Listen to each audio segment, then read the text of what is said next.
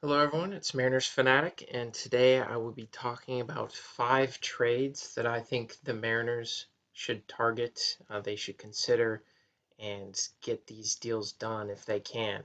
Not all 5, just one of the 5, or maybe 2 of the 5. I don't know, but one of these trades has got to happen. Jerry Dipoto needs to get in on the action, leading me into a little bit of my reaction to the Padres killing it the past couple days, getting Blake Snell and Yu Darvish. Snell from the Rays, Darvish from the Cubs, signing the shortstop out of Japan in Kim. He looks like he's going to be really good, and the Padres look like they're going to be really good next year. We'll see if it works out for them. It's a little sad to see Snell go to the Padres, but at the same time, even though I really wanted him here in Seattle, our system just didn't have what the Rays were looking for, I think. Overall, our catching depth is pretty non-existent for what they're looking for, as well as infield help. They have a pretty strong outfield, and their pitching is always good.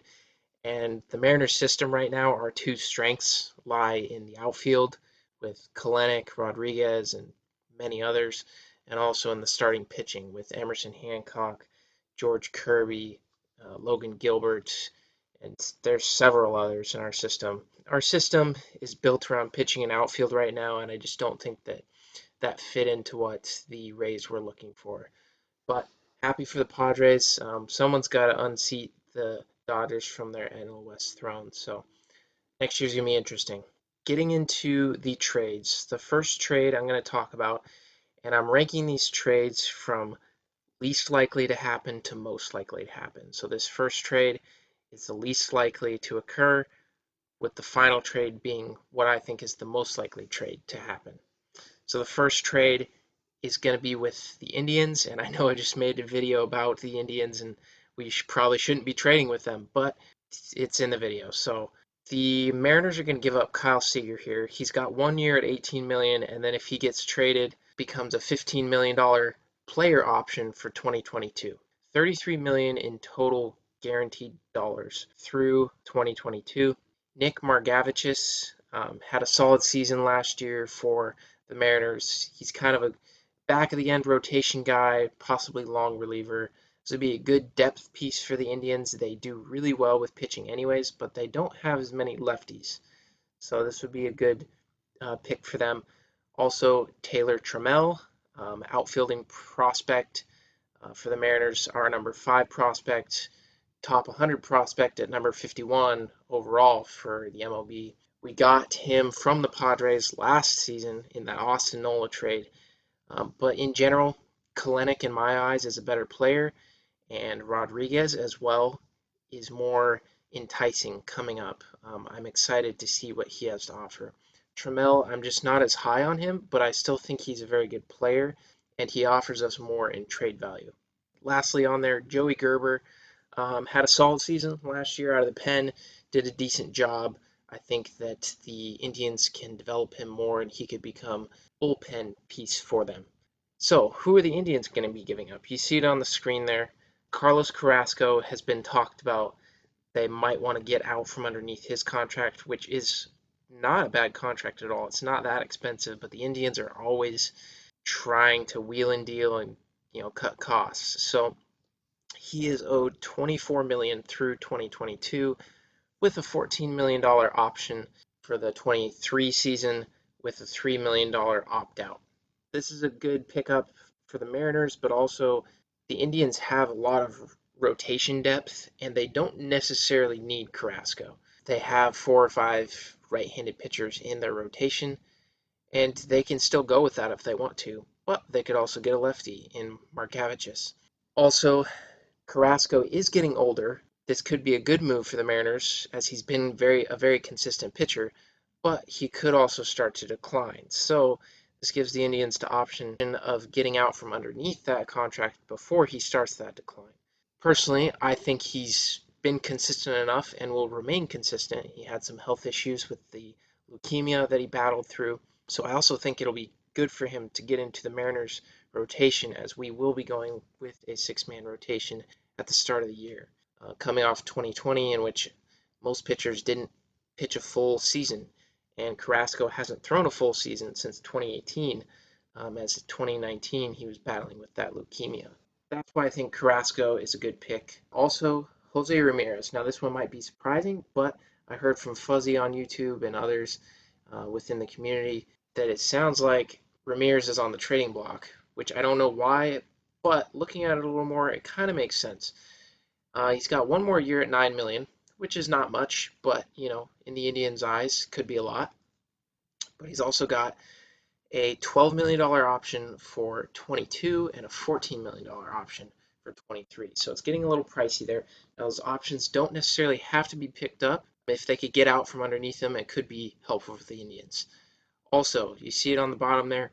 Nolan Jones, top prospect for the Indians, made it to Double-A the past couple seasons.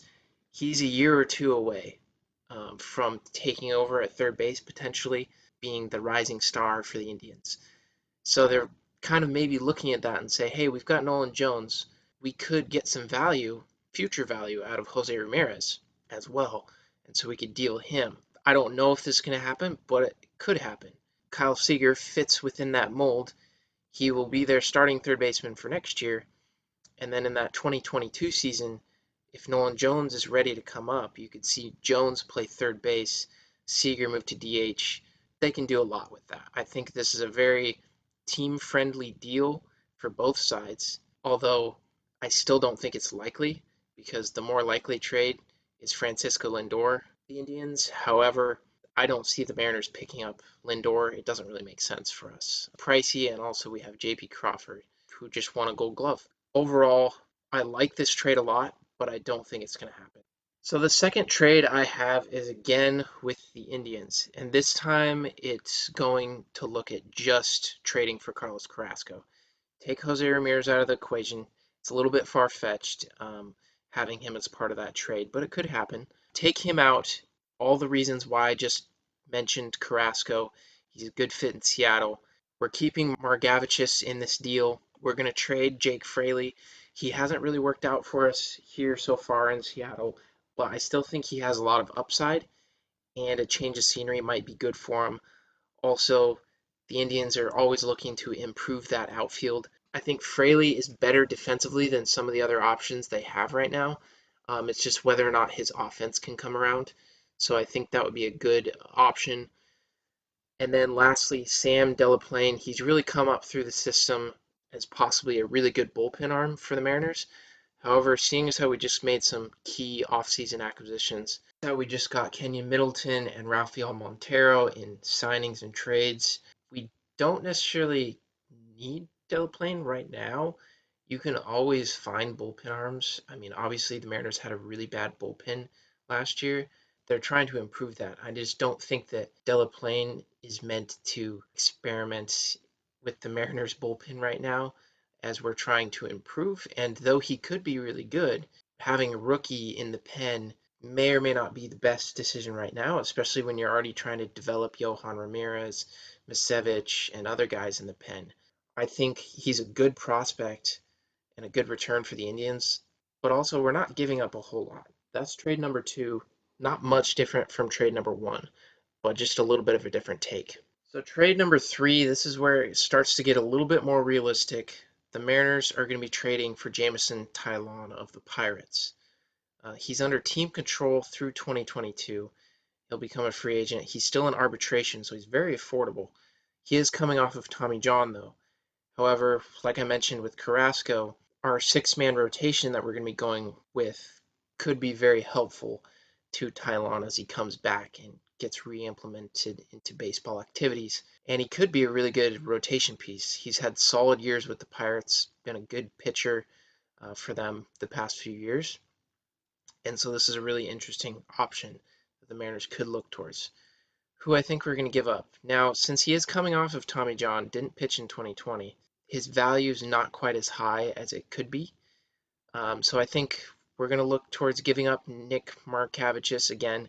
He's a good left-handed option in the short term, but also he's still developing.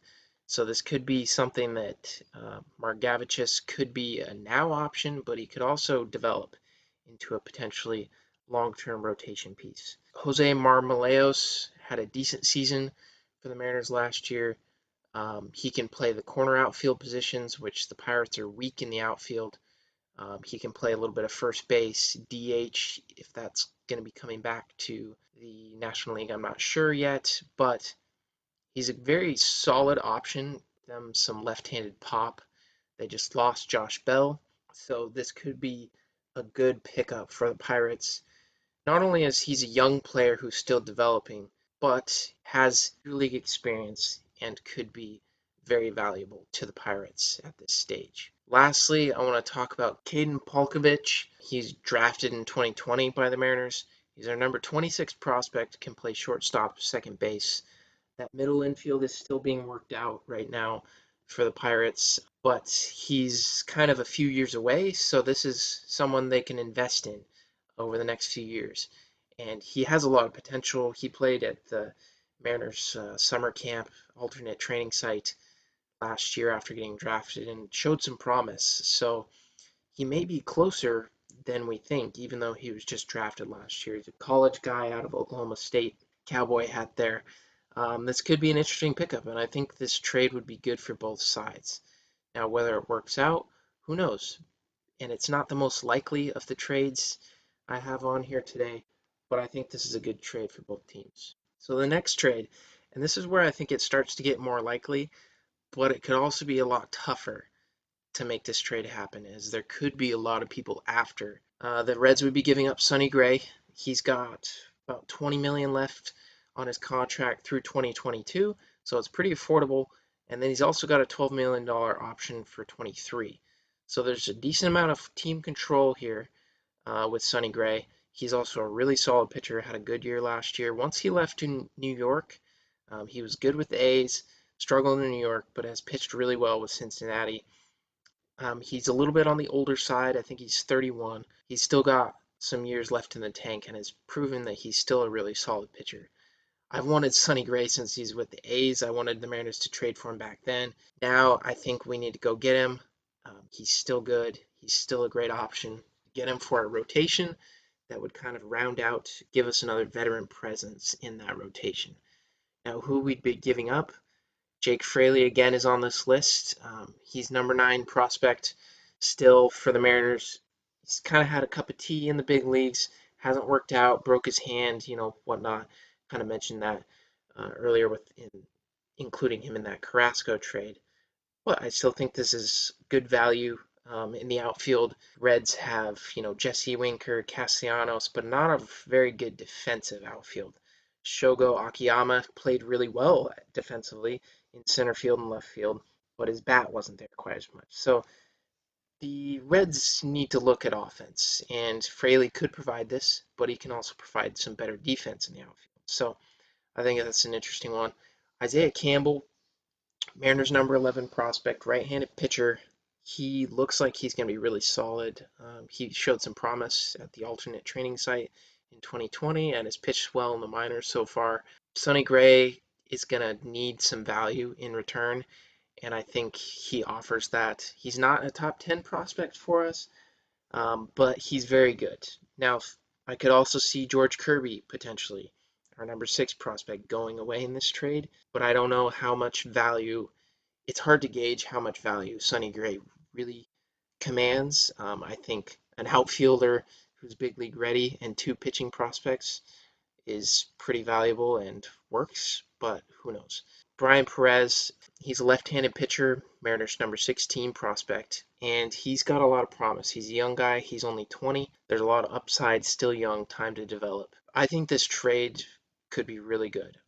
Sonny Gray fits within our window of competing, maybe not this next year, but 22 and 23 potentially. So I think this is a really good option to look for the Mariners. We're finally here, the last trade. If you made it this far, congratulations. Trade number 5 here. This is the one that I think is the most likely, needs to happen, and could happen, like all of the above. Joe Musgrove, highly controllable pitcher from the Pirates, has pitched well both in previous stints with the Astros, with the Pittsburgh Pirates the last few years. He still has team control through 2022 via arbitration. Last year he pitched very well with an ERA plus of 116. FIP of 3.42 and a strikeout per nine of 12.5, which is insane. So he had a great year in 2020. He's on the come up, but the Pirates, they've got to get prospects. They have to rebuild. They're just not there, and I think Musgrove has to be traded for them to continue their rebuild and build up their farm system again. But ultimately, I think this is a good trade. Taylor Trammell is again on this trade. He provides them with a guy who could be ready by next year or 2022. So Trammell has a lot of value still. Moving on to Brandon Williamson, he's a big left-handed pitcher signed in 2019 from the draft, and he's got a lot of upside. He's a big, big guy, hard thrower from the left-hand side, and I think this is potential to be a really good trade for both sides. Pirates got fleeced a couple years ago in that Chris Archer trade, Tyler Glasnow and Austin Meadows. This could potentially be a situation where the Mariners get fleeced. Maybe Joe Musgrove doesn't work out.